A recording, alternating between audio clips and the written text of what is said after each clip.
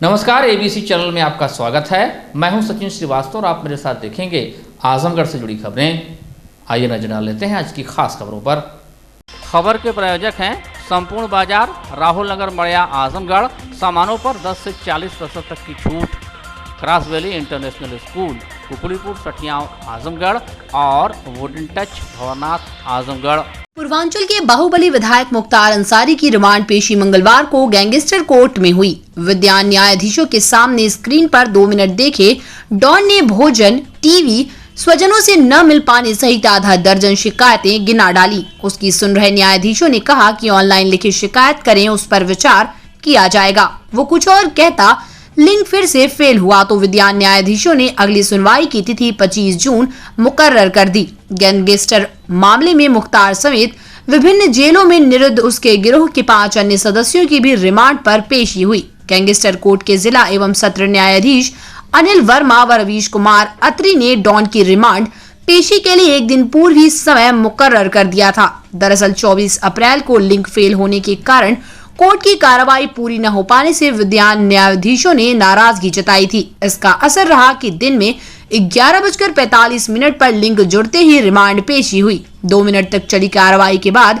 फिर 11:47 link fail हो गया। 2 मिनट का मौका मिला तो मुख्तार ने कहा कि घर वालों मेरे वकील से मिलने नहीं दिया जा रहा है, टीवी की व्यवस्था नहीं की गई है, जेल में बेहतर क्वालिटी का भोजन नहीं मिल पा रहा है। विद्यान जज सुनवाई कर रहे थे कि लिंक फेल होने के कारण रिमांड पेशी की नई तारीख 25 जून निर्धारित कर दी गई। मुख्तार के बाद उसके गैंग के राजन पासी, गाजीपुर, श्याम बाबू पासी, बुलंदशहर, अभिषेक मिश्रा, उमेश सिंह व राजेंद्र पासी की आजमगढ़ जेल से वीडियो कॉन्फ्रेंसिंग के जरिए रिमांड पर पेशी हुई। मुख्तार के अधिवक्ता दरोगा सिंह, लल्लन सिंह व सीएल निगम पहले से ही कोर्ट में पहुंच गए थे।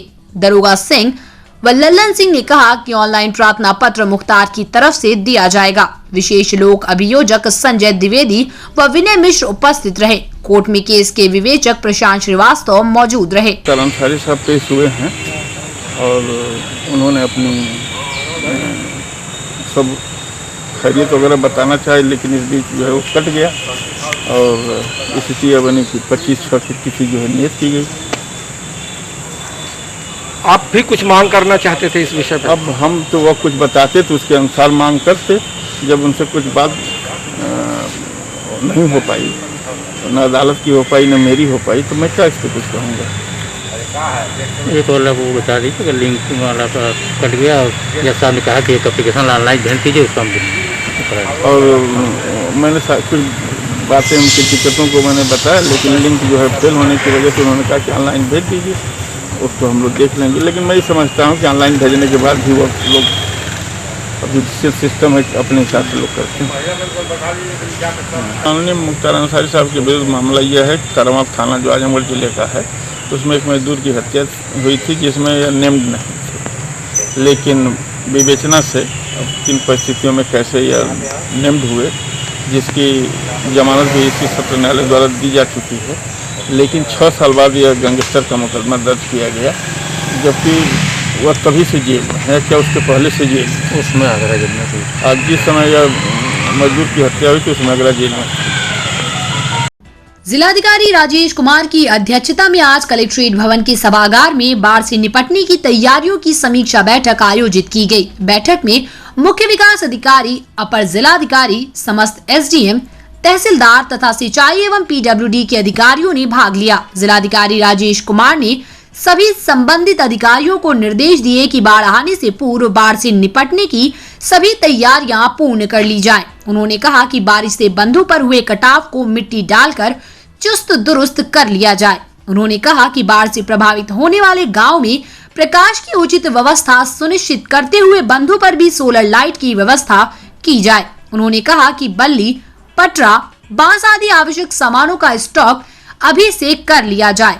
उन्होंने कहा कि जो बाढ़ चौकियां स्थापित की जाए वहां पर कर्मचारियों की 3 पालियों में ड्यूटी लगाई जाए तथा वहां पर उपस्थित रजिस्टर अवश्य रखा जाए। जिलाधिकारी ने कहा कि बाढ़ से प्रभावित क्षेत्रों के सभी सीएचसी, पीएचसी और आवश्यक मात्रा में दवाओं की उपलब्धता सुनिश्चित करें। उन्होंने कहा कि बाढ़ आने पर होने वाली बीमारियां, बुखार, डायरिया, डेंगू, कालाजार तथा चिकनगुनिया जैसी बीमारियों से निपटने के लिए दवाओं का पर्याप्त स्टॉक रखा जाए। उन्होंने कहा कि समय से बच्चों का टीकाकरण भी करा दिया जाए। उन्होंने कहा कि निगरानी समितियों के माध्यम से बाढ़ से प्रभावित क्षेत्रों में फॉगिंग एवं दवाओं का स्प्रेडिंग किया जाना सुनिश्चित करें। जिलाधिकारी ने कहा कि बाढ़ प्रभावित क्षेत्रों में स्थापित हैंडपंपों के चबूतरे ऊंचे किए जाएं तथा शौचालय एवं विद्युत की व्यवस्था अभी से सुनिश्चित कर लें। उन्होंने कहा कि झोपड़ी मड़ैया वाले स्थानों पर विशेष रूप से प्रकाश की व्यवस्था सुनिश्चित करें। उन्होंने कहा कि बंधे के ऊपर बने शौचालयों को भी समय रहते ठीक कर लिया जाए। उन्होंने कहा कि बंधों के हैवी रेन कट्स पर मिट्टी पिचिंग कार्य को बारिश से पूरा करना सुनिश्चित करें। उन्होंने कहा कि जहां आवश्यक हो मनरेगा से सभी कार्य किया जाना सुनिश्चित करें। जिलाधिकारी ने कहा कि बाढ़ से संभावित क्षेत्रों में जानवरों के लिए भूसे एवं चारे का भंडारण किया जाए तथा जानवरों का टीकाकरण भी समय से कराना सुनिश्चित करें। उन्होंने कहा कि बाढ़ ग्रस्त क्षेत्रों में नाव के संचालन का रूट एवं टाइम टेबल बनाकर जनता को अवगत कराएं ताकि उन्हें आने जाने में परेशानी न उठानी पड़े। उन्होंने कहा कि बाढ़ में लंच पैकेट बांटने के साथ लाई, चना, नमक, गुड़ एवं बिस्किट के पैकेट का भी भंडारण किया जाना सुनिश्चित करें। उन्होंने कहा कि सामानों की आपूर्ति हेतु आवश्यक टेंडर प्रक्रिया को अतिशीघ्र पूर्ण कर लिया जाए। जिलाधिकारी ने कहा कि बंधे से आबादी तक जाने वाले संपर्क मार्गों की 10 जून तक मरम्मत एवं पिचिंग के कार्य पूर्ण कर लिए जाएं। उन्होंने कहा कि चौकी एवं कंट्रोल रूम की व्यवस्था को भी चेक कर लिया जाए। उन्होंने कहा कि एनडीआरएफ की टीम को बुलाकर आवश्यकता अनुसार ट्रेनिंग की भी दिलाना सुनिश्चित करें। उन्होंने कहा कि बच्चों एवं गर्भवती महिलाओं पर विशेष ध्यान दिया जाए। जिलाधिकारी ने कहा कि तत्काल कम्युनिकेशन प्लान तैयार कर लें ताकि जरूरत पड़ने पर आवश्यक सुविधाएं उपलब्ध कराई जा सके। जिलाधिकारी इन सभी संबंधित विभाग के अधिकारियों को निर्देश दिए कि तत्काल विभागीय कार्य योजना को बनाकर प्रस्तुत करें ताकि समय रहते आवश्यक कार्रवाई सुनिश्चित की जा सके। जिलाधिकारी ने कहा कि जनपद में सरकार द्वारा जारी कोविड-19 के गाइडलाइन का पालन कराना सुनिश्चित करें। जिलाधिकारी कार्यालय पर गरीबों को निःशुल्क खाद्यान्न मिलने की जानकारी पाकर अपने 2 अबोध बच्चों के साथ कलेक्ट्रेट भवन पहुंची महिला का 2 वर्षीय अबोध बालक कलेक्ट्रेट भवन की दूसरी मंजिल से नीचे गिर पड़ा। गंभीर रूप से घायल बालक को जिला महिला अस्पताल भेजा गया, जहां चिकित्सक ने बालक की हालत गंभीर देख उसे मंडलीय अस्पताल के लिए रेफर कर दिया। सरकारी एम्बुलेंस की मदद से घायल बच्चे को मां के साथ मंडलीय अस्पताल भेजा गया है। घटना मंगलवार को सुबह करीब 11 बजे घटित हुई। सिधारी थाना क्षेत्र के खैरातपुर गांव निवासी अवधेश की मानसिक हालत ठीक नहीं है। आर्थिक विपन्नता झेल रहे अवधेश को सिधारी क्षेत्र के चकगुरिया गांव स्थित काशीराम आवास में आवास आवंटित है। मंगलवार को मनोरोगी अवधेश की पत्नी रीता को किसी ने जानकारी दी कि जिलाधिकारी कार्यालय पर गरीबों को खाद्यान्न वितरित किया जा रहा है। जानकारी पाकर महिला रीता देवी अपने 2 मासूम बच्चों को लेकर कलेक्ट्रेट भवन पहुंची और बच्चों के साथ दूसरी मंजिल पर जाकर खाद्यान्न वितरण के बारे में पता करने लगी। बताते हैं कि इसी बीच उसका 2 वर्षीय मासूम अचानक भवन की दूसरी मंजिल से जमीन पर गिरकर घायल हो गया। घायल बच्चों को गोद में लेकर रोते बिलखते मां जिला महिला अस्पताल पहुंची। बच्चे की हालत गंभीर देख बगैर प्राथमिक उपचार किए उसे मंडलीय अस्पताल के लिए रेफर कर दिया गया। इस दौरान महिला अस्पताल परिसर में मौजूद एक पुलिस कर्मी सहित अन्य कई लोगों ने मदद के लिए जोर जोर से रो रही महिला को आर्थिक मदद देकर उसके जख्मों पर मरहम लगाने का प्रयास किया। मंडलीय अस्पताल पहुंचने पर प्राथमिक उपचार के बाद बच्चे का सीटी स्कैन कराया गया। इस दौरान बच्चे की मां मदद के लिए गुहार लगाती रही। डीएम के आवाज पे 5 किलो राशन फेंक आयल है आज 20 दिन का। हम डीएम के पास जाते हैं कागज बनवावे। डीएम कहा था कि संजय सिंह कहा था कि 5 किलो डीएम राशन दिवावे काले में ना ले भी तो आवाज में से बहराई के भगाए जा भी। आज का बोला वो कागज लेके ललका गया लानी डीएम के पास। डीएम की तब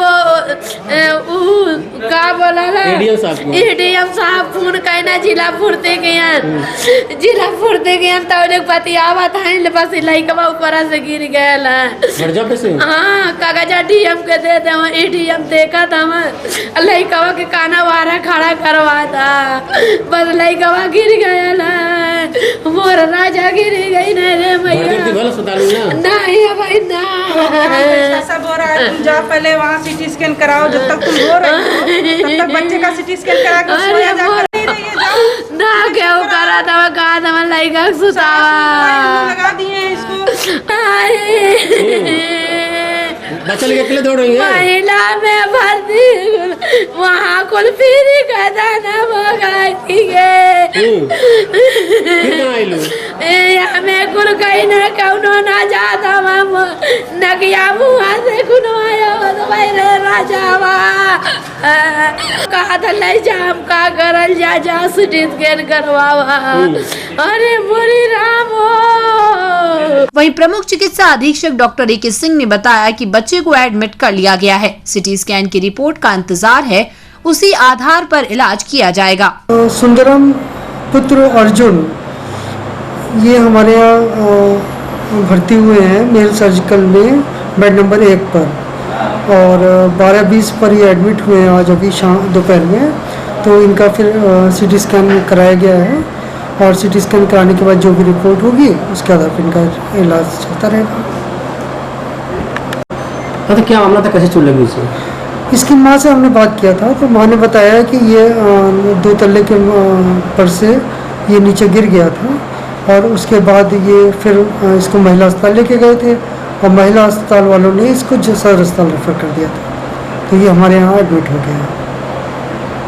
कोरोना काल में मंडली अस्पताल में बंद चल रही ओपीडी सेवा एक बार फिर से शुरू की गई है। अस्पताल में सोमवार से नाक, कान, गला और आंख की बीमारी से ग्रसित मरीजों के लिए ओपीडी सेवा शुरू की गई। मंडली अस्पताल के प्रमुख चिकित्सा अधीक्षक डॉक्टर ए के सिंह का कहना है कि शासनादेश के आधार पर ईएनटी और आई की ओपीडी शुरू की गई है। ऐसा ब्लैक फंगस के मरीजों को ध्यान में रखकर किया गया है। उनका कहना है कि ब्लैक फंगस से ग्रसित मरीजों में नाक, कान और आंख में संक्रमण रहता है। इन मरीजों को समय पर उपचार मिल सके इसलिए शासन की मंशा के अनुरूप ओपीडी शुरू की गई है। आपको बता दें कि कोरोना की दूसरी लहर में कोविड से पीड़ित मरीजों में उपचार के बाद ब्लैक फंगस की शिकायत देखने को मिल रही है। ऐसा उन मरीजों में देखने को मिल रहा है जो डायबिटिक हैं या अन्य गंभीर बीमारियों से ग्रसित हैं। इन्हीं मरीजों को समय पर उपचार के लिए ओपीडी शुरू की गई है। ओपीडी शुरू होते ही नाक, कान, गला और आंख की बीमारी से पीड़ित मरीज मंडलीय अस्पताल परामर्श के लिए पहुंचने लगे। कल से शासनादेश के आधार पर ईएनटी और आई डिपार्टमेंट की ओपीडीज को प्रारंभ कर दिया गया है।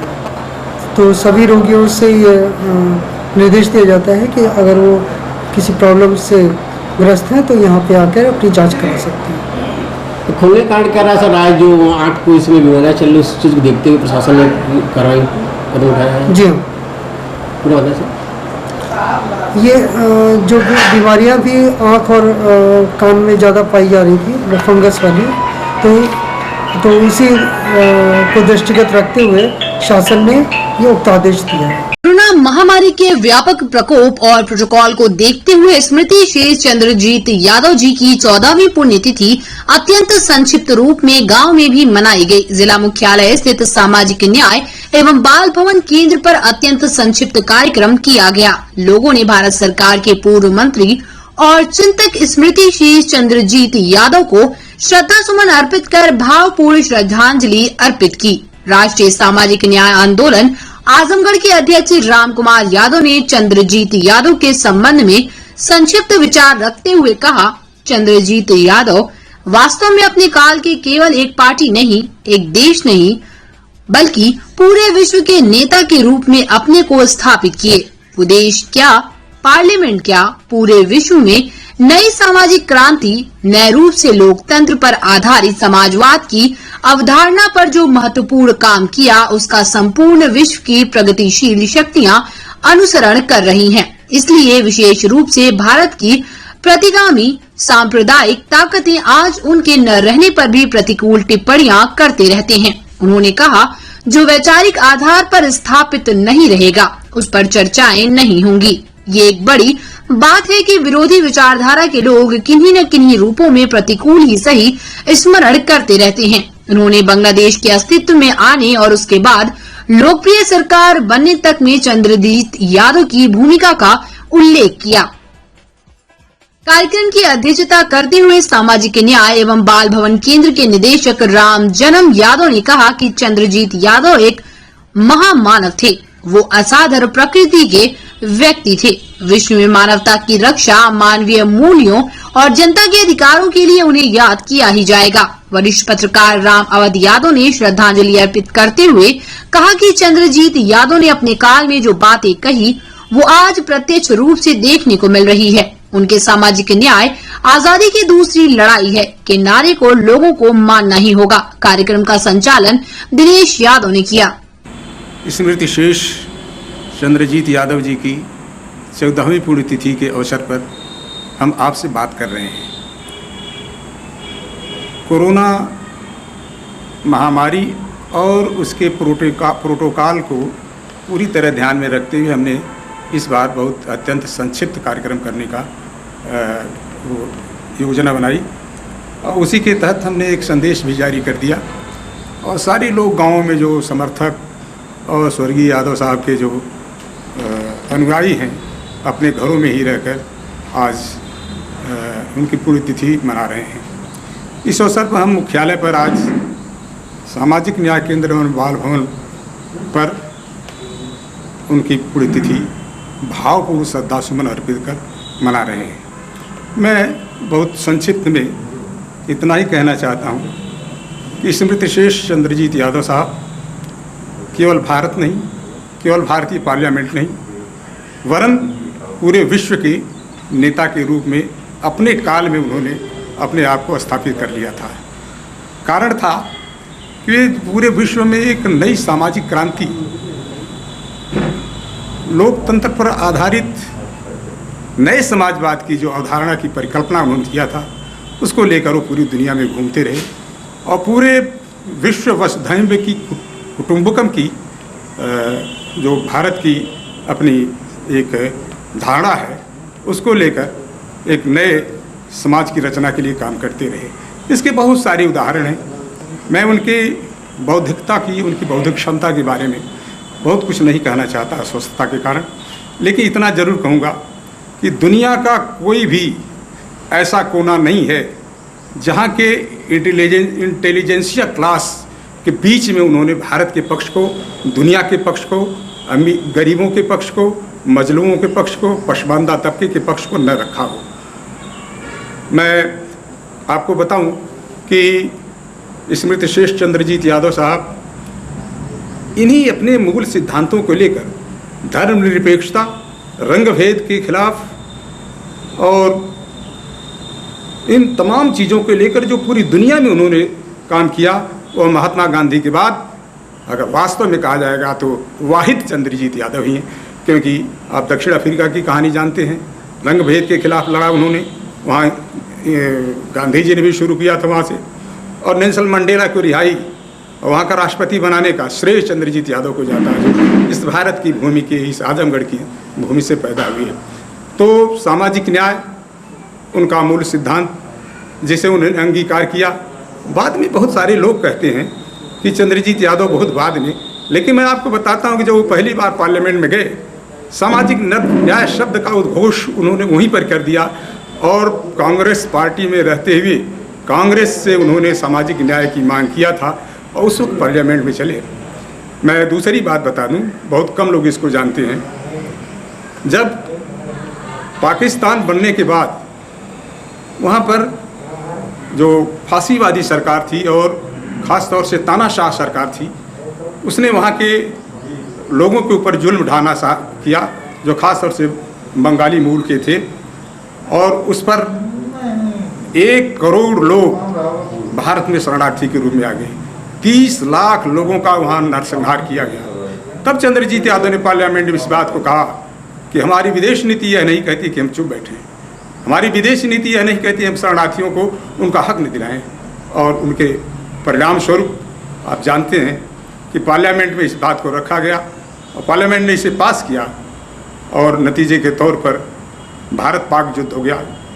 हालांकि चंद्रजीत यादव पहले पाक से वार्ता करने गए वहाँ की सरकार से, लेकिन फौजी तानाशाह आ चुका था शासन में, इसलिए उसने मानने से कोई बात इनकार किया, तब युद्ध लड़ना पड़ा। और जानते हैं कि वहाँ पर जब लोकतांत्रिक सरकार, लोकप्रिय सरकार बनी, उसका पर्यवेक्षण भी बांग्लादेश के रूप में जो उदय हुआ था, उसका पर्यवेक्षण भी पूरी तरह से चंद्रजीत यादव ने ही किया था और उनकी देखरेख में वहाँ लोकप्रिय सरकार बनी थी और आज बांग्लादेश एक स्वतंत्र राष्ट्र के रूप में सांस ले रहा है। की दूसरी लहर का ग्राफ जिले में भले ही कम हो गया हो, लेकिन अभी सतर्कता जारी है। जिले में दूसरी लहर की शुरुआत दिल्ली, मुंबई, गुजरात सहित अन्य राज्यों से आने वाले यात्रियों से हुई थी, जिनकी जांच में अधिकांशतः कोरोना पॉजिटिव पाए जाते थे।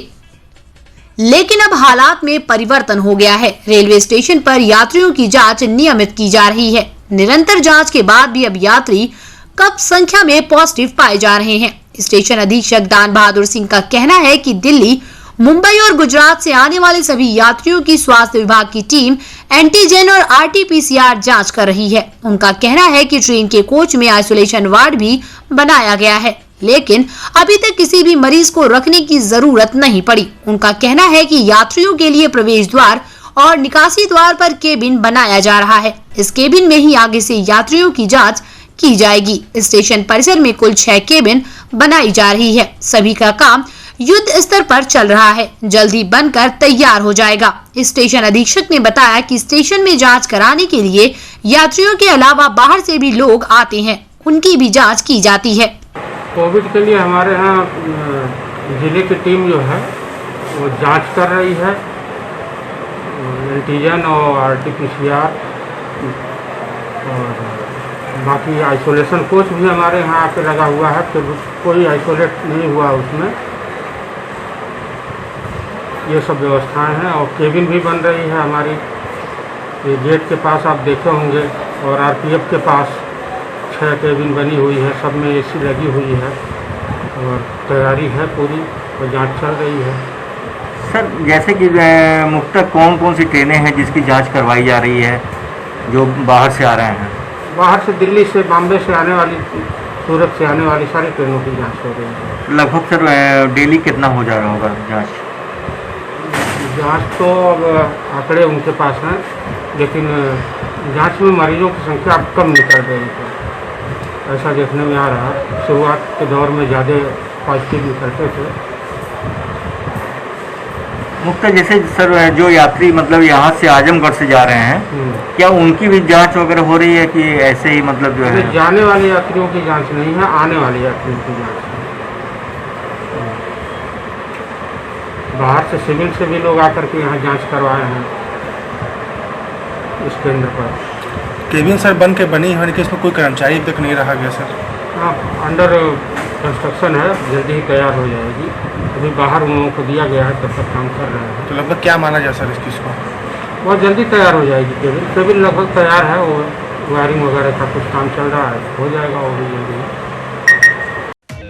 संपूर्ण बाजार, राहुल नगर, मड़िया, आजमगढ़, किराना store, general merchant, cosmetic, fast food, home and kitchen के सामानों का आजमगढ़ का सबसे बड़ा प्रतिष्ठान।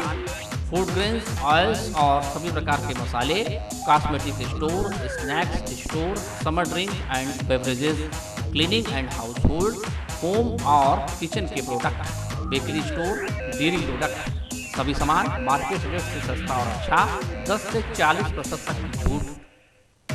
पतंजलि के सामानों पर 15% तक विशेष डिस्काउंट। शादी विवाह के सामानों की खरीदारी पर स्पेशल ऑफर। संपूर्ण बाजार, Rahul Nagar, Madiya, Azamgarh. Wooden touch, Bhanwarnath, Azamgarh, a complete hardware store. हमारे यहाँ branded plywood, flush door, designer door, PVC door, Formica, fancy hardware, kitchen की चिमनी एवं मॉड्यूलर किचन की एक्सक्लूसिव रेंज उपलब्ध। अपने आशियाने में लगाइए 4 चांद, पहुंचिए वुडन टच, भंवरनाथ, आजमगढ़। ये है आजमगढ़ के कुकड़ीपुर सठियाओं में विस्तार में फैला cross valley international school. Cross valley Azamgarh में अपनी 5 अलग अलग ब्रांचेस द्वारा स्टूडेंट्स को शिक्षित कर रहा है। Cross valley school CBSE Delhi मान्यता प्राप्त स्कूलों में से एक है। क्रॉस वैली इंटरनेशनल स्कूल में क्लास नर्सरी से लेकर 12th तक के छात्रों को वेल एजुकेटेड टीचर्स द्वारा पढ़ाया जाता है, ताकि यहाँ से शिक्षा प्राप्त कर रहे स्टूडेंट्स के भविष्य के साथ कोई खिलवाड़ न हो। डायल करें 9453724198 या 9450118255।